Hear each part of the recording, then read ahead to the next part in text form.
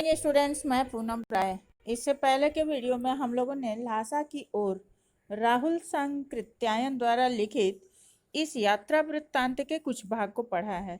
जैसा कि आप जानते हैं कि आधे वीडियो में हम लोग इसके पैराग्राफ के आशय को समझते हैं और उसके पैराग्राफ को समझते हैं और उसके बाद प्रमुख बिंदुओं पर चर्चा करते हैं।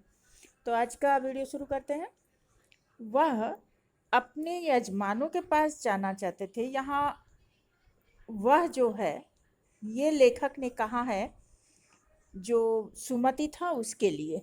तो सुमति अपने यजमानों के पास जाना चाहते थे, लेकिन लेखक ने उन्हें रोक दिया, क्योंकि यदि वो उधर जाता तो हफ्ता भर लग जाता। लेखक ने कहा कि जिस गांव में ठहरना है उसमें अपने गंडे भले ही बांट दो, लेकिन आसपास के गांव में मत जाओ। इसके लिए लेखक ने वादा किया कि वो जब स्थान पर अपने पहुंचेगा तो वहां उसे उसके रुपए दे देगा। सुमति ने इस ऑफर को स्वीकार कर लिया और दूसरे दिन लेखक भारिया ढूंढने की कोशिश करने लगे। लेखक और सुमति भारिया, जो बोझा वोझा ढोते हैं पहाड़ी इलाकों में, उनको भारिया कहते हैं। लेकिन कोई मिला नहीं। सवेरे ही चल देते तो अच्छा रहता, लेकिन अब 10-11 बजे की तेज धूप में चलना पड़ रहा था और तिब्बत की धूप बहुत कड़ी मालूम होती है। यद्यपि अगर सर पे मोटा कपड़ा रख लिया जाए और सिर को ढक लिया जाए तो गर्मी खत्म हो जाती है। 2 बजे सूरज की ओर मुंह करके लेखक चल रहा था, इसलिए ललाट धूप से जल रहा था। ये विरोधाभास था कि जिधर से सूरज की रोशनी पड़ रही थी उधर तो ललाट धूप से जल रहा था, लेकिन बहुत ठंडा इलाका था, इसलिए पीछे का कंधा बर्फ हो रहा था, अर्थात ठंडा हो रहा था।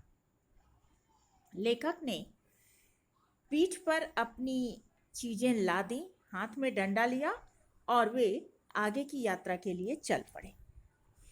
अब इसमें जो प्रमुख बिंदु हैं वो इस प्रकार हैं। भारिया किसे कहते हैं? भारिया कहते हैं जो पहाड़ों पर भार ढोने वाले लोग होते हैं उनको। तिब्बत की धूप का वर्णन इस पैराग्राफ के आधार पर कैसे किया जा सकता है? तिब्बत की धूप बहुत तीखी होती है और सुबह 10-11 बजे ही धूप सहन नहीं होता। उससे बचने के लिए सिर पर कपड़ा रख लेते हैं, जिससे थोड़ी देर के लिए आराम मिलता है, लेकिन इसके साथ ही ठंडक भी बहुत ज़्यादा होती है, जिसके कारण पीछे का भाग, यानी जिधर से रोशनी पड़ती है उधर का भाग गर्म रहता है और जिधर पीछे का भाग होता है, रोशनी नहीं सीधी पड़ती, उधर ठंडा लगता है। जैसे लेखक का माथा धूप में तप रहा था और कंधे ठंडे हो रहे थे। लेखक को सुबह यात्रा न करने का पछतावा क्यों था? क्योंकि देर हो जाने के कारण उसे तेज धूप में चलना पड़ रहा था और ये कठिन काम था। यात्रा के समय लेखक का वेश कैसा था?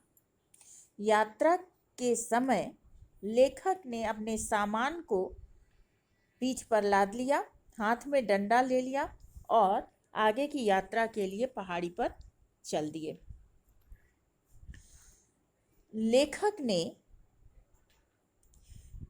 सुमति को दूसरे गांव में जाने से क्यों मना किया?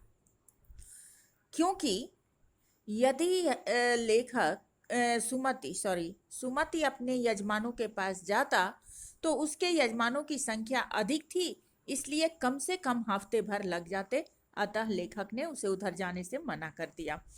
तो आज के लिए इतना ही। धन्यवाद। आगे के वीडियो में अगले पैराग्राफ के साथ मिलते हैं। तब तक के लिए धन्यवाद।